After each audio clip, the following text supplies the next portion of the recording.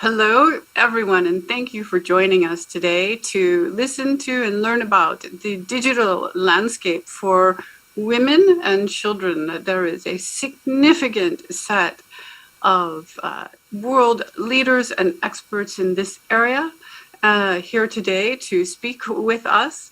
We will be accepting your questions, so please go ahead and use your chat buttons and insert your questions, and we will have a Q&A at the end of this session. So please do submit your questions. We will be actively taking a look at them. I would like to, so the title of this session is Leveraging New Opportunities for Inclusion of Children and Women in a Digitized World. We all know that the pandemic has greatly accelerated digital exclusion for women and children. This has been deeply exacerbated, and I want to share with you what that looks like in actual statistics very quickly. So here we are. So right here, what you are seeing is a snapshot of gender equality across the Sustainable Development Goals. And there's a lot to read here, and I'm very happy to include a link to this. But in Goal 5 of the UN Sustainable Development Goals, in terms of gender equality, global gender equality, in order to track how we are meeting these goals, you need data. You need digital data coming from women and children. But unfortunately, there are 6 global indicators that there is not enough data about women and children to provide that information. And in terms of the trend assessments, data about women is unavailable for 15 of these SDGs. That is a very significant number. And hang on. And I do think that, hang on, I'm going to stop my share. So that is a very significant number. And this has a lot to do with how gender is disproportionately impacted. We see this in everything from when data is collected, it's collected often in aggregate. It is not disaggregated for women and men. This can contribute to problems in the long term, as you can see from the UN chart on the Sustainable Development Goals. But there are also very significant emerging issues, such as artificial intelligence, where we do not have a handle on all of the bias and difficulties that are occurring within these systems for women and children. As part of this presentation, we encouraged and received a wonderful statement from the Center for AI and Digital Policy in regards to AI and gender and women and children. And you can find that on the Center for AI and Digital Policy website. And then finally, just to introduce myself and our co-chair very briefly. So I am Pam Dixon. I'm the founder and executive director of the World Privacy Forum. And our co-chair today is Valeria Melanes. She is the executive director of ADC. So let me go ahead and begin by introducing our very esteemed panel. And I'm going to begin with our first presenter. This is Fauzia Vikar.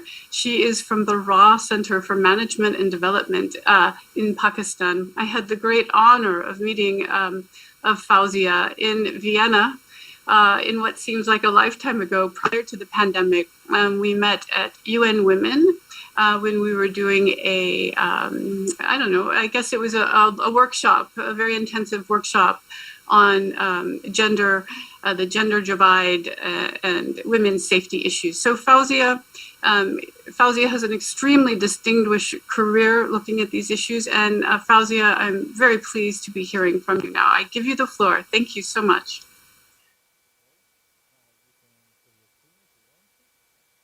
Yes, thank you. Thank you, Pam. It's wonderful to be here.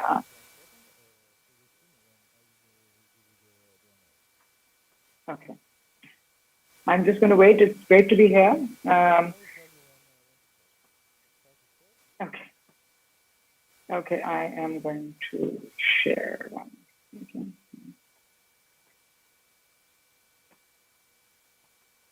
Is that okay? And can you hear me? Okay. Wonderful to be here. I'm going to quickly talk about, in the very little time that we have today, to discuss such an important subject of digitization and its impact on inclusion for women and girls. Because we know that digitization is a reality of life. It's a wonderful thing.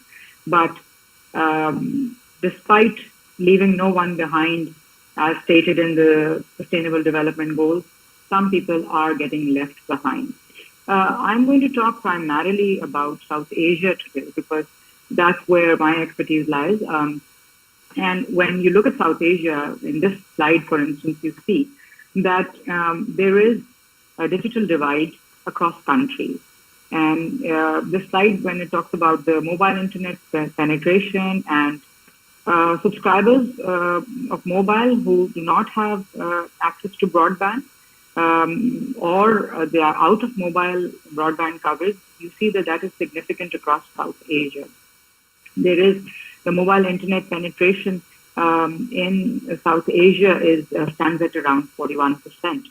And within South Asia, you see that Pakistan has a much lower mobile internet penetration of about 35%.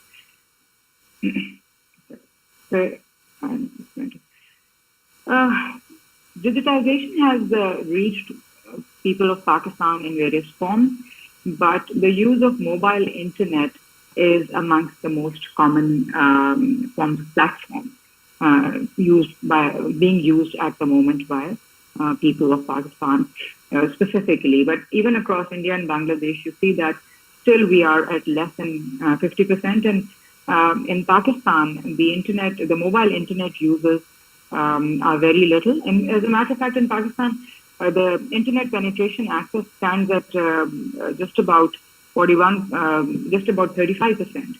And within 35% also, as you see on this particular slide, you only see 21% usage by women, of all the women in Pakistan, and 38% by men. So it's a significant gap. As a matter of fact, even before that, I think one of the bigger challenges of digitization that we are seeing is even in terms of mobile ownership, which stands at only about 45.3% in Pakistan, so about less than half the population.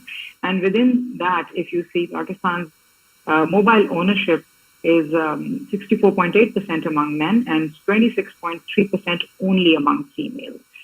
There is a great regional, great geographical or locational divide over here, because some provinces, like the one at the bottom that you see, even within our same country, stand at just about 13%, or exactly half the ownership that you see in Pakistan in general, whereas it's more in other regions.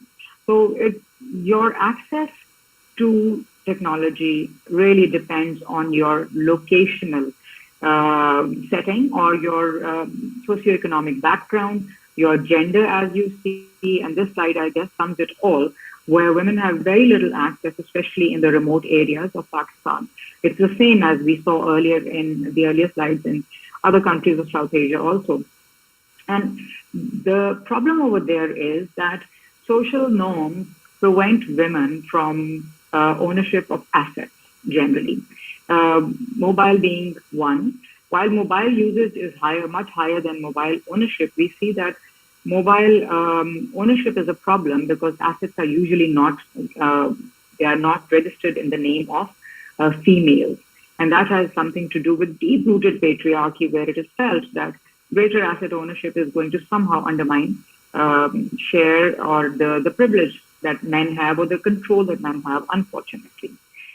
I have to say that digitization has been a great equalizer in Pakistan, especially as seen by the COVID-induced digital access boom, as I would say, because COVID reminded the country that there is a need to move much faster or to expedite access to digital technologies or to digitization if we want good governance, if we want greater equality, and if we want better service delivery.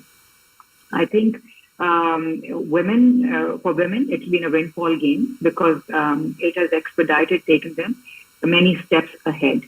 You see over here on this slide that using the case study of Pakistan, the mobile data usage increased by 17.6% within a short span of April to June of 2020 only, and it has the usage has increased much more in the subsequent period, and full year growth was like 77% during the 2020 year. Similarly, data usage per subscriber per month also shot up significantly as compared to the previous year. And the year-on-year increase in the value of transactions made through internet banking was 106.8% more. Or rather, this is the quantum of the transactions that we saw. As a matter of fact, if I give you a personal example, I switched completely to digital payments only after COVID necessitated. Otherwise, the human factor made it very, very important to access a voice, But now the faith or the trust in digital technologies has also increased. Government of Pakistan recognized that digitalization has to be a path to social and financial inclusion, especially of women. Therefore, a full-fledged policy was devised where a strategic shift was made towards creating a digital ecosystem which enables the digitization of the key socioeconomic sectors. And this digitalization has been made to work for women and girls in e-governance, in e-health, through e-education, e-commerce, e-justice. And to give you a small example, many telehealth programs have been introduced, which also focus on reproductive health. Many education programs have been introduced aimed at reaching everyone. E-governance helps women and men both access governance facilities in Pakistan. As a matter of fact, a quantum leap in terms of e-governance, where a few years ago, email was not recognized as an official forum, or as a sanctioned tool. So, and e-justice, of course, also enabled. Similarly, there is a large social protection and poverty alleviation program, which has a policy of 50% plus benefits, which means that every woman, 50% of the benefits must go to women.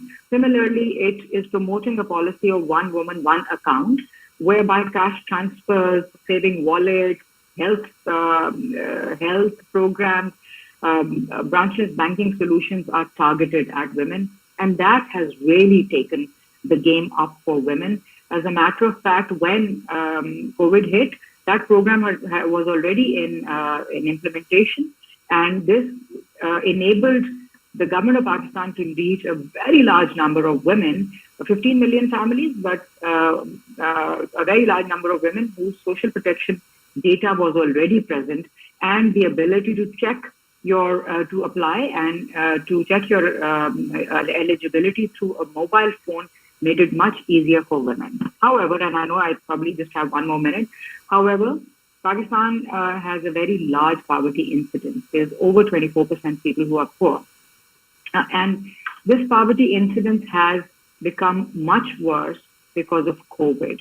And if you look at just this slide, this is a projection whereby a low impact of COVID on income and a mid-income and a high impact, impact on COVID income has been given, which tells you that people in the blue and the pink and the green who are below the poverty line, which are ultra poor and vulnerable, are going to become much poorer.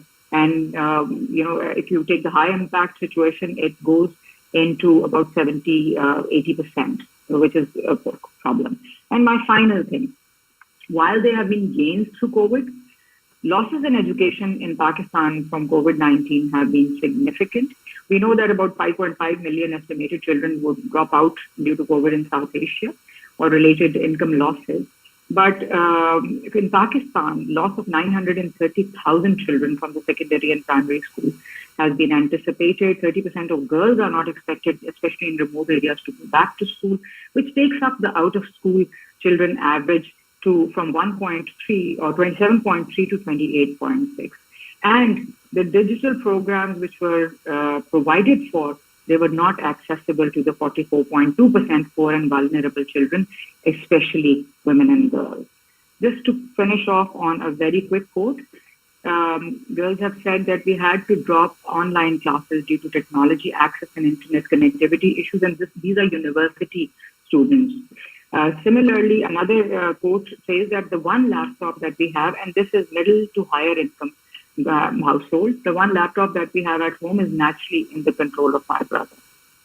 Finally, we should watch that digitalization does not reinforce the gender gap and deepen the divide between men and women. This is from our former governor of the State Bank of Pakistan. Thank you very much. I think I'm well within my time. You are well within your time. Thank you so much, Fauzia. I have a very, very brief follow-up for you. I noticed the extraordinary improvement numbers. What is causing some of the urban-rural divide? Is it connectivity problems? What do you think the prime mover there is? Thank you. The rural-urban divide is primarily because of the connectivity, but also because of poverty, because the poverty incidence in the rural areas is much higher than the urban areas. Similarly, the literacy, not just the digital literacy, but the basic literacy is much higher in urban areas than the rural areas. These are primary factors. So these are very difficult things to solve for, but this is extraordinary information. Thank you very, very much, Fauzia. Please stay online and we will continue forward to questions at the end. But thank you for this excellent presentation. I would like to now introduce Ugoma Nwankwo. Ugoma, I have had the great privilege of working with at the Center for Global Development, where she is a researcher, and she has been working on how digitization and COVID-19 and other data issues are impacting low and middle income countries. She has a significant expertise in gender issues. Ugoma, you have the floor. Welcome. Thank you so much, Pam. I am going to go ahead and share my screen.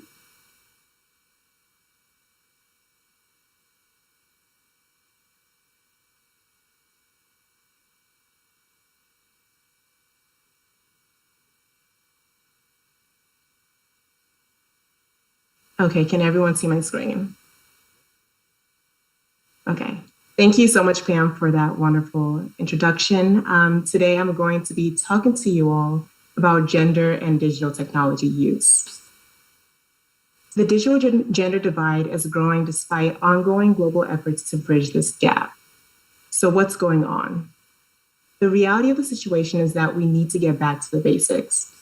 Women and girls increasingly have access to affordable devices and broadband networks, but many of them do not have the basic literacy, numeracy, and digital skills necessary to leverage these technologies to improve and empower their lives. In some of the world's most impoverished households, you're more likely to find a mobile phone than a toilet with running water. The digital divide is therefore not simply a question of access to digital technologies, but about the capacity to make meaningful use of this access. And what do I mean by meaningful? In the context of this presentation, I'm using the term meaningful to indicate the use of technology in ways that can create significant differences in a person's life. So for example, using the internet to learn new skills, start businesses, access healthcare, transfer cash, all of those things. Using technology meaningful requires having the digital skills to do so. When we think about digital skills, I think it's good to think of a continuum. And at the base of the pyramid on the slide, we have foundational data skills. This includes simple literacy and numeracy. Can you read, write, count, even at the most basic levels? Then above this, we have basic digital skills. This category includes skills such as navigating the internet. At the apex, however, we have what's called the digital entrepreneur. These are individuals who can identify how technology can create new business opportunities and new ways of doing existing things. These are often our founders and CEOs of technology companies. So as you can see, there is a vast range of skills that ultimately determines the ways in which we interact with technology and how we benefit from it. But there is a gender gap across all 5 skill levels. Despite the growing accessibility and affordability of digital devices, such as mobile phones, men actually remain more likely to have the necessary skills and capabilities required to engage meaningfully with technology. And the gap actually grows wider as you get to the apex because fundamental gaps exist at the foundation. And these gaps are coupled with societal constraints that restrict women and girls from bolstering their skills and advancing at each level. So that's a bit of why I'm focusing on these two base levels. Everything else flows from having these two in place. And I want to paint a quick picture for you. So imagine having a mobile phone, but not knowing how to use it for anything but pressing a green button that pops up on your screen to indicate that you have an incoming call. This is the situation in semi-rural Madhya Pradesh in India, where the survey actually revealed that a majority of the women who owned a mobile phone did not know how to operate it. Unable to read or write, they could not dial a number or read messages. In fact, most did not know their mobile numbers and had to ask their husbands. Their mobile phone usage was mostly limited to answering phone calls when the green button pops up on their phone. This is significant because it shows that despite having these devices, they're still severely limited in how they can use the devices. So let's take a closer look at the numbers. So this chart on the left shows the gender gap in mobile ownership and mobile internet use, disaggregated by region. As the chart shows, South Asia stands out with the highest degree of gender inequality in this space. When women own mobile phones, there is a significant gender gap in usage for more transformational services, such as mobile internet. In essence, women and men appear to both have access to this tech, but men are taking more advantage of it. As I've mentioned, a salient barrier to mobile phone use is low literacy and lack of digital skills. And of the 774 million illiterate adults in the world, 2/3 are women. And as a result, more women struggle to engage effectively with digital technology.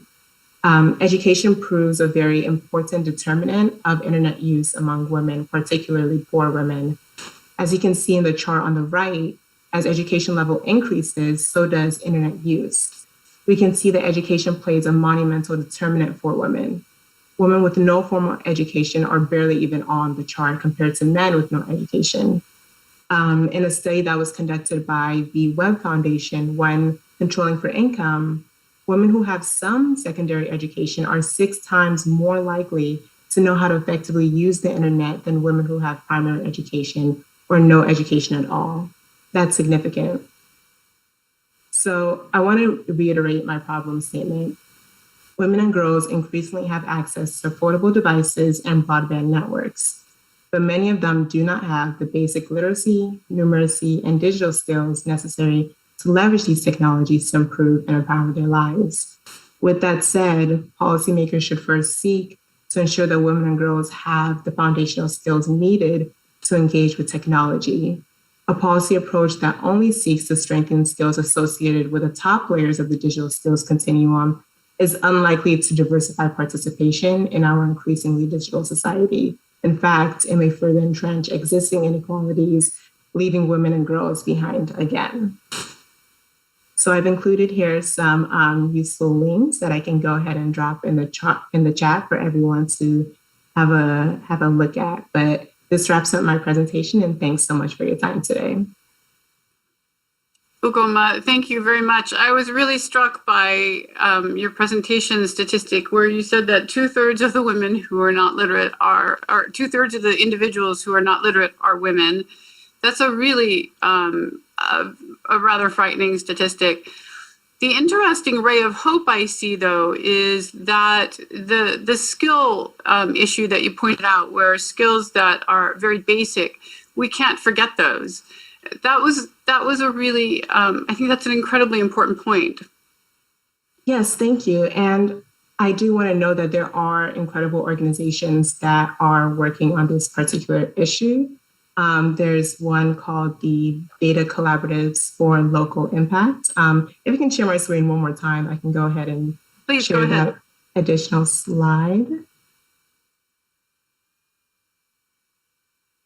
Okay, yes. So there are, in fact, a lot of organizations that are working on building skills for women and girls at the foundation. So there is the Data Collaboratives for Local Impact, which has actually increased the participation of women and girls in Tanzania in data literacy. We do a bit of work with this organization at the Center for Global Development. There's also Case for Change, which is a government initiative in Bangladesh, which is targeting women and girls in rural areas where they actually have a mobile bus that goes to different communities and is equipped with all this useful equipment and has actually had the impact of impacting over 63,000 women and girls in the area. And there's also an interesting organization called Technology Enabled Girl Ambassadors, or TIGA, which created a mobile-based research app that was actually co-created with girls that targets different countries, and it teaches girls different skills such as interview research, data collection, and they go out into their communities and do all this work, teaching them these very fundamental skills that they can be useful later in life. That's really excellent. Ugoma, thank you so much. And for our IT support, if we could ask, please, if you could elevate Kemli Kamacho into the panelist. And while that is happening, oh, there you are, Kemli. Are you ready to go ahead and present, or would you like a person to go before you? It is up to you.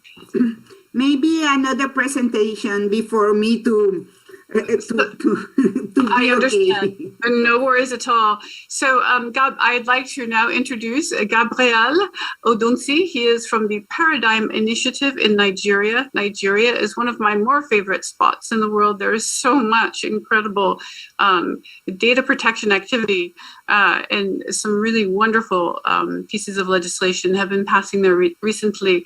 So Gabrielle, the floor is yours, and welcome.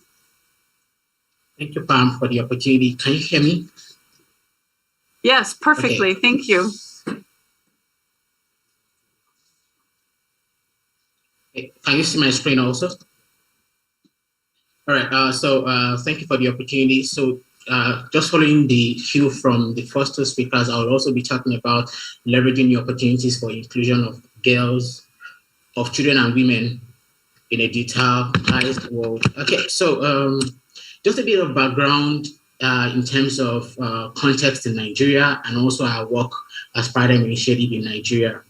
So in 2016, a survey was carried out by World Wide Web Foundation called the Women's Rights Online Digital Gender Gap Audit Scorecard. So my organization led this process in Nigeria.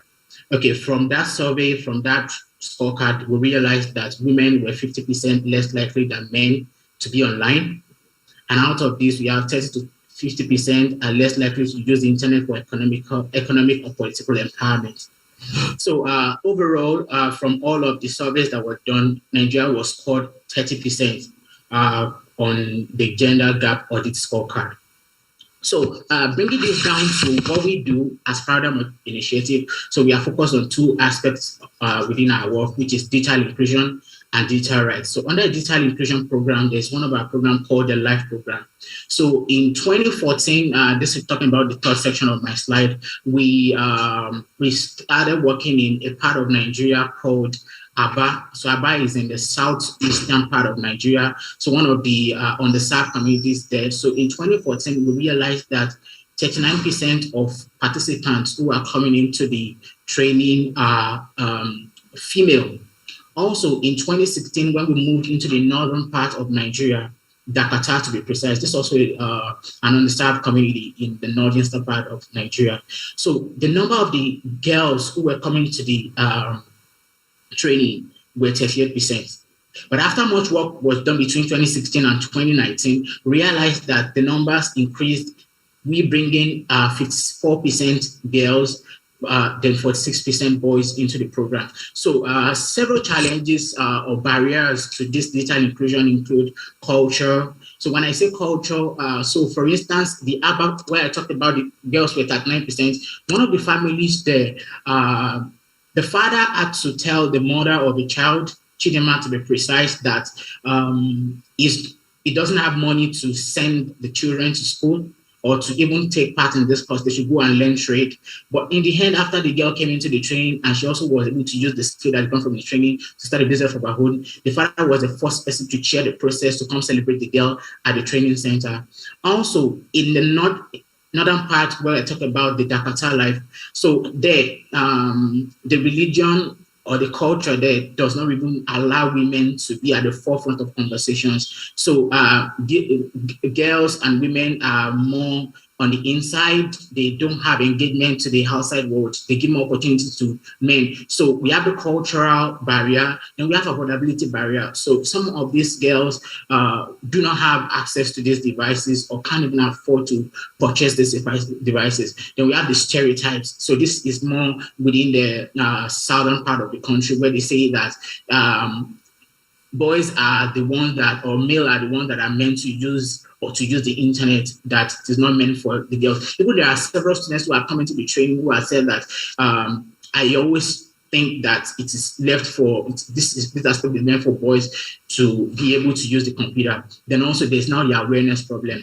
In most of these underserved communities, people are not aware that there are opportunities where they can learn how to use computer or how they can be included to cover up this digital divide. So what we started doing from 2016 was to start looking for partners to work with, partners including schools, including churches, including several organizations, local organizations, and also we partnered with Intel West Africa. So that was when we started the Digital Readiness Workshop. So with this Digital Readiness Workshop, we're able to connect more women to digital opportunities. So the workshop is a 2-day workshop. And at that process, what we did was to connect more girls, like give them a foundation. Then from there, we moved them into our 10 weeks program where they were able to learn effectively. So then also we have the Life at School program. This one we faced with secondary school students where we're able to connect them with these opportunities. So these are some pictures of the works we've done within the region. Then I want to share a video that talks about the story of peace who joined our training. This is just going to be like a 60 seconds video.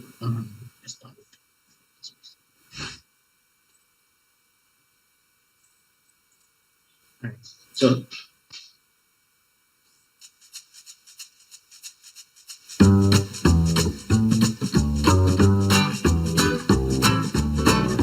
Ikuje Peace, an alumni of Paradigm Initiative 2019A.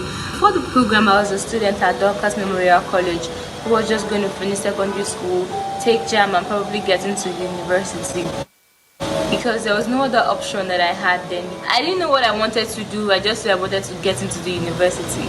But then from school, we got invited for a program, and then that was how I got to know about Paradigm Initiative. Experience during the program was interesting. First, when I got into the program, I thought I would only be learning ICT skills, but I also got to learn entrepreneurship skills. And it really helped because you cannot take one without taking the other. You need the ICT skills and you also need the entrepreneurship skills. When you get the ICT skills, you use the knowledge from the entrepreneurship classes to be able to complement it and move forward in the ICT skills. I got to learn about Microsoft Word, Microsoft Excel, Microsoft PowerPoint, graphic design, and mostly web design because I major on web design. Also the entrepreneurship class, I also got to learn a lot. Life skills, work ethics, teamwork, problem solving skills. Presently, I'm a web design tutor and a sales rep.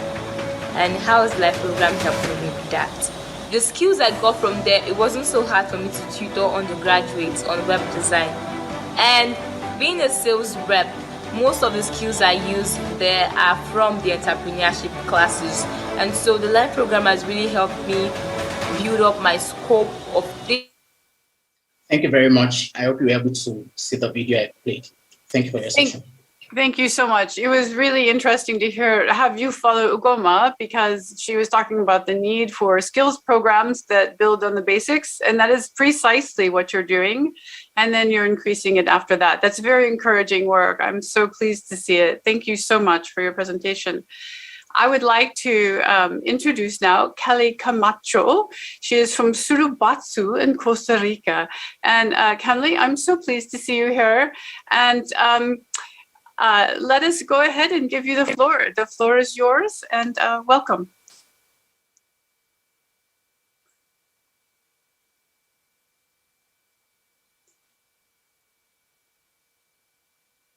Sorry. Thank you very much. No worries at all. Camille, can you go ahead and start your presentation? There you go. Okay. Thank you. I'm Gabrielle Kamacho, and I'm going to talk from my cooperative Sulabatsu here in Costa Rica, but working in Central America. This is, and I'm going to talk about being women in the digital society and all the challenges that what that means. And specifically, I'm going to work about a project, a program that we developed since 10 years ago with women here in Central America, based in a 600 women network, thinking about what means to be women in the digital society and what we need in this digital society to integrate more women in the technology that we develop for these times, for these historical times. Then this is Sulabatsu, and this is the team. This is from where I talk.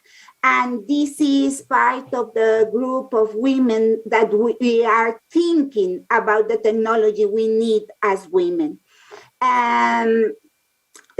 Also, as Gabrielle, we developed with Web Foundation the gender audit in Costa Rica specifically, and we got a 5.6 score. And the most important points we have to improve are related with the participation of women in the developing of the technology. Then, based on that, I'm going to present very fast some of the reflection we have around how we can, as women, participate better in the technology we have to develop for the world. The first point is we used to have hackathons, but with another focus. It are women hackathons based in the right to build the technology we need. We don't want just more women in technology. We want women developing the technology we need. Then we create processes to really define which technology women we need. And after that, create this technology in the community base, yes, working together, women in technology and women organized in the communities. Then with that, we developed the feminist principles to develop technology, to have another orientation of the technology based in these women, in these feminist principles. What we want is not just to develop more technology, but to build other technology with other purpose, other kind of technologies, other methodologies to develop this technology for other population.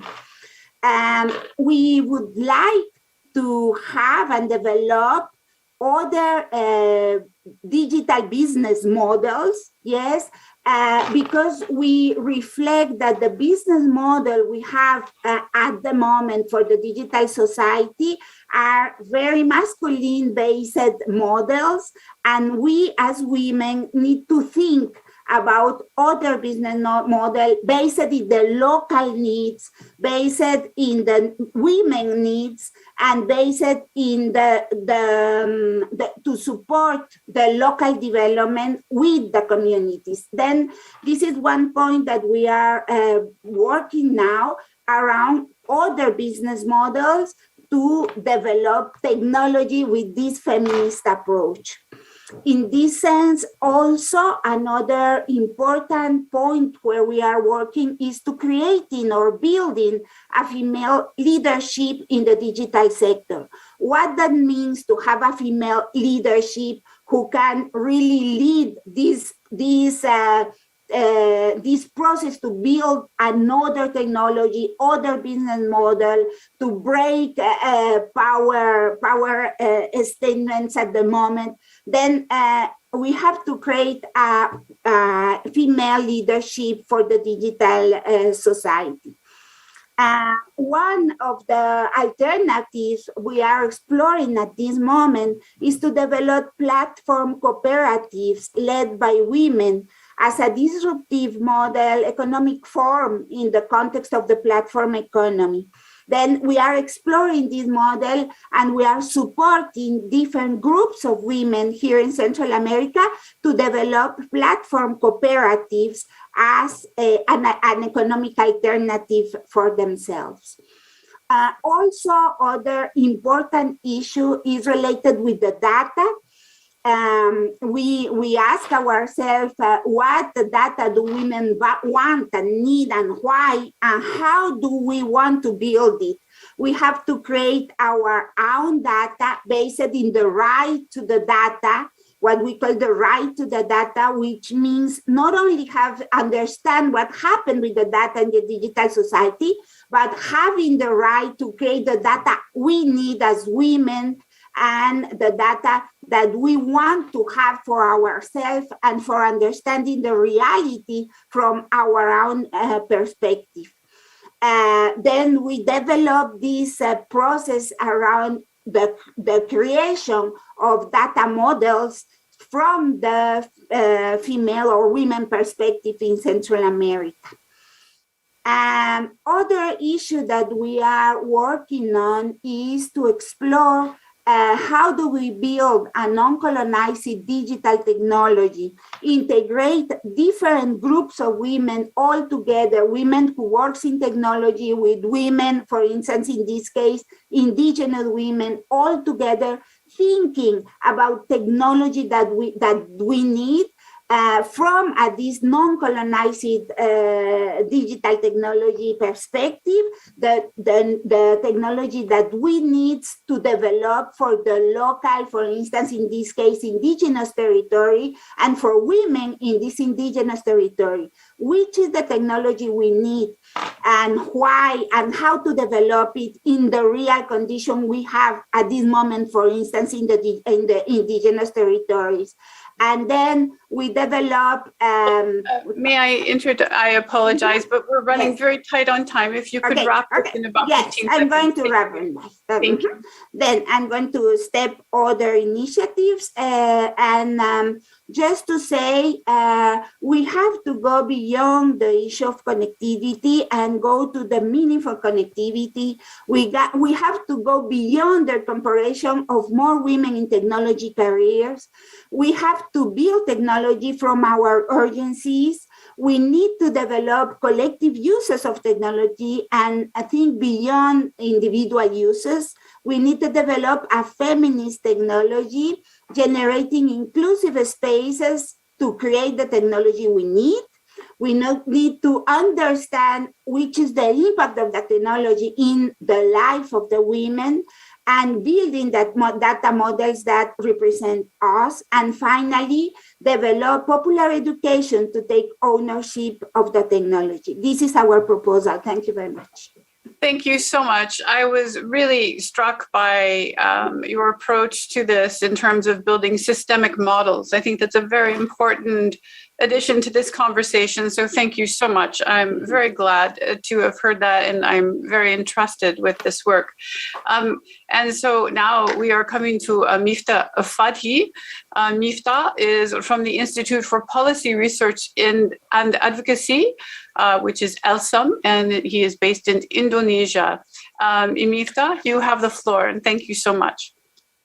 Thank you so much, Pam, for the opportunity and for the awesome introductions. I'm sorry that I haven't got a chance to prepare some presentations, but in this moment, I just want to share specifically the research that I have done with my colleague regarding the impact of digital technologies to women and children's reproductive and sexual rights in Indonesia.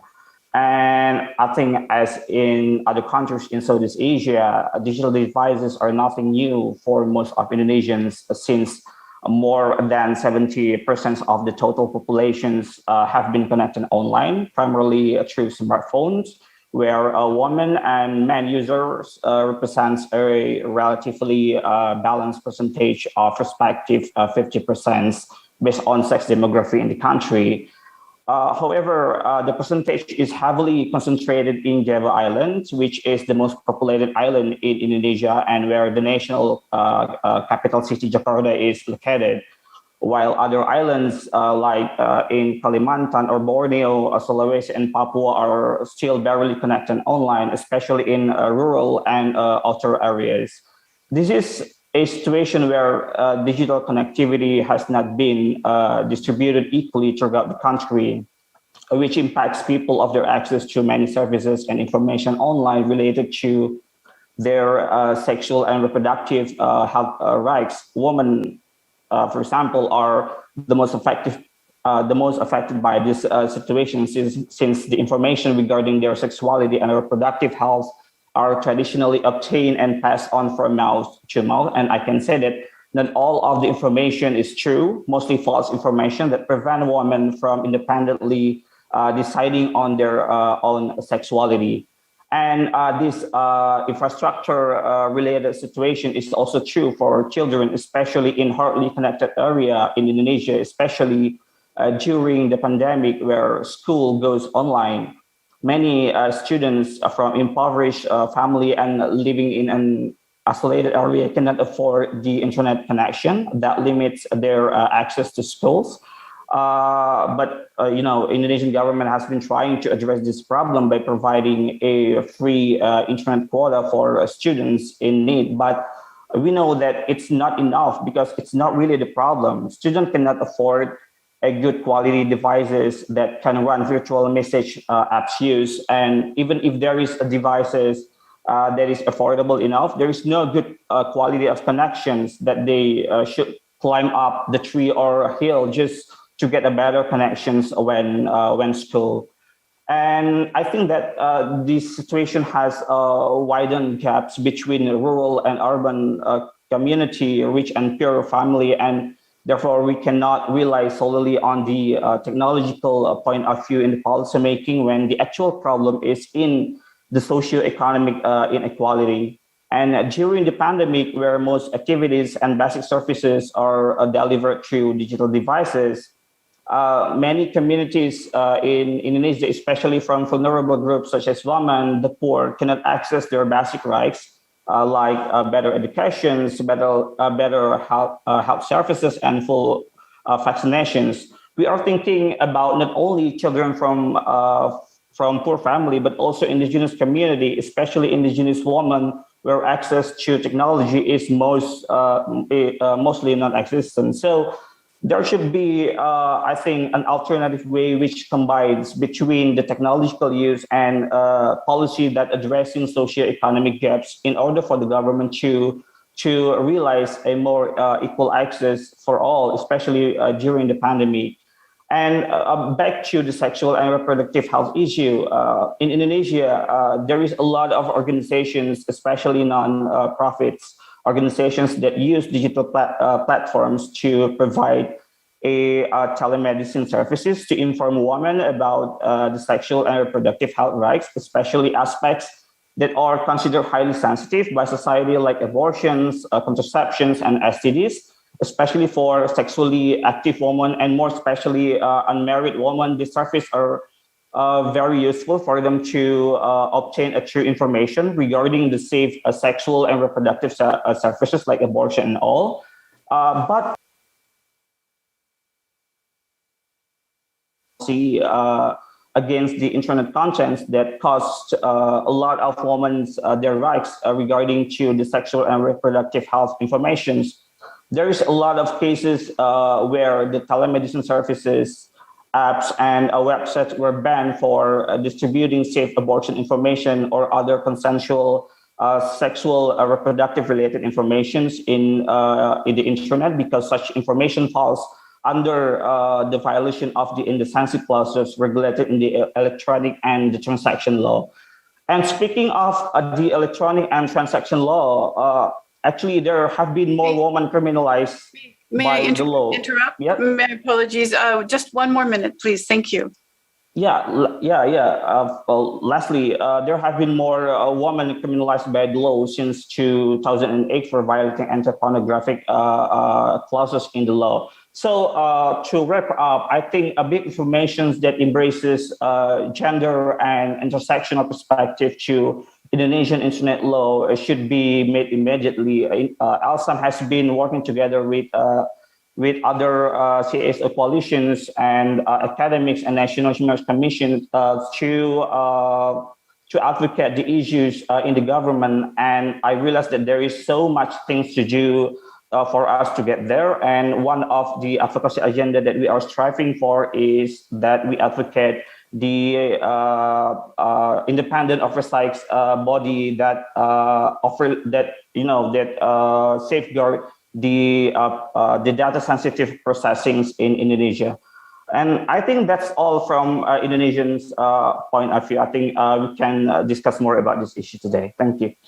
Thank you. And I take your point well. I think you're correct. I think it's very important to have that independence of the data processing unit. And this is a very important note about how governments can function better to provide better inclusion.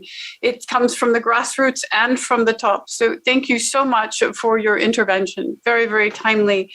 And Pedro, you have been extraordinarily patient. Thank you so much. I would like now to introduce to you Pedro Hartung. He is from Alana in Brazil and doing excellent work. And Pedro, you have the floor. Welcome. Thank you, Pam and Valeria, for the invitation. Great to be here. I would like to address today about the concept of inclusion beyond accessibility, considering also the quality aspect of inclusion, understanding what children, including young girls, are facing right now in the digital environment when they access, and actually we access, internet through private and commercialized apps and platforms, and especially in Brazil, through the zero rating policies that we have for some of those apps and platforms. The primary question here is how to transform the today commercialized, persuasive, and mass surveillance digital spaces into educational rights-oriented and gender equality-oriented digital space. The idea here is that to really guarantee accessibility, we need to address the business model of tech companies and tackle issues like privacy. Today, children interact inside platforms and applications are consciously designed to encourage constant use and overexposure, so more data can be collected and stored, frequently exposing users to mass surveillance, interception, and data collection, raising important concerns about their privacy regarding exposure, storage, and present and future use of digital tracks. Privacy and confidentiality are key aspects of children's holistic and healthy development, including for girls, allowing them to make mistakes in a safe environment, promoting self-confidence and developing their maturity, enabling them to explore different dimensions of themselves and develop their own identity without risk of surveillance or exposure. This is very important for girls that they are experiencing already different pressures and offline, but also in online spaces. The massive digital tracks, data storage, and dossiers created through digital technologies could be used in the future, affecting their access to education, employment, healthcare, and financial system. Another very important concern is safety violations, threats to children's moral, physical, and mental integrity, and online sexual exploitation and abuse, especially for girls. Economic or commercial exploitation, data-based marketing and digital influencers that right now is the business model. And advertising, besides using children's vulnerabilities to target them with commercial content, especially right now with the data, personal data for micro-segmentation of advertising, can also really bring and really enforce gender stereotypes and social roles and influence how children see their body image and how they perceive their social role in our society. Besides that, freedom violations, lack of diverse information, behavior modulation and manipulation, and persuasive technologies, and how, for instance, some social sector organizations as governments have adopted market segmentation and micro-targeting designed to maximize consumption and purchasing of products to encourage or nudge children to adopt specific beliefs, including about gender. And in the end, also discrimination, unequal treatment and protection, including by built-in biases in algorithm and automated decision. And this scenario of their business model, of our business models inside the digital environment, could be addressed in another very important standard that we call children's rights by design. And a children's rights by design standard is one that also tackles gender inequalities, especially considering the CRC, the Convention on the Rights of the Child, the provision to prevent children, including girls, from any kind of discrimination. And what means children's rights by design? We can understand it from the governing aspect of a company, like integrating the CRC provisions into all appropriate corporate policies and management process. And for this, specifically the new General Comment 25 from the Committee on the Rights of the Child that develops the concept of children's rights by design. Interdisciplinary perspective to achieve the best interests of the child, including gender perspectives, understanding gender and racial inequalities, universal adoption of the best technology and policy available. Transnational companies, they are operating in different countries, but they are using different policies to deal with children, different children around the world. And this is... Pedro, may I apologize for interrupting your amazing talk. We are running right up against our deadline, with my apologies. I want to acknowledge, though, that your extraordinary intervention. And I really like your idea of privacy by design for the children. And I don't think that this has been promoted before. So I really encourage you in this work. Thank you so much. I would like to request IT support, if you can give us a few more moments. We're running just a wee bit over. And now I would like to hand everything over to Valeria Milanes from ADC. And I want to especially thank Valeria. She is the one who had the idea for this workshop, and she has done so much work to make this happen. And thank you so much, Valeria. And now, Valeria, you have the floor and you have this conversation. Thank you so much for all of your work in bringing these amazing panelists together. Thank you all. Just a couple of minutes to make close up, because the important thing when we propose this panel is to show the community of the C20 how much is being happening and how much all of you are doing as kind of inspiration, because maybe you are not aware, but it's a good point to highlight. It's the first time this year that the Ministerial Digital Economy meeting in its declaration include perspectives for children. So what Pedro was highlighting here, and I know how much Alana has worked, even at UN level in this, and UNICEF level, it's more than timely. All that we are sharing here, the gender gap is one of the most important things for the C20 itself. But as you show here, related to children and related to women, there is a lot more to do, not only in terms of goals to be achieved, but in change of thinking and conceptual things that are being maybe followed by the governments, but needs to be readdressed. So I will not take more time. I know that there is a full agenda in the summits. I really thank you. I know that for some of you it's in the middle of the night, and maybe the slot was short for the how much things you have to share, but your names are in the agenda. So anyone who want to reach you, you are there, and we hope that this is an input for the officials, not only for now, but for the next edition. Then the host next year will be Indonesia. So we still have a chance to keep pushing on this subject regarding women, children, and to make a better digitalization in general terms. So we are sharp in time. I thank you so much, and apologies for the short time. And we would love to have more time to expand most. So we are done. Thank you so much.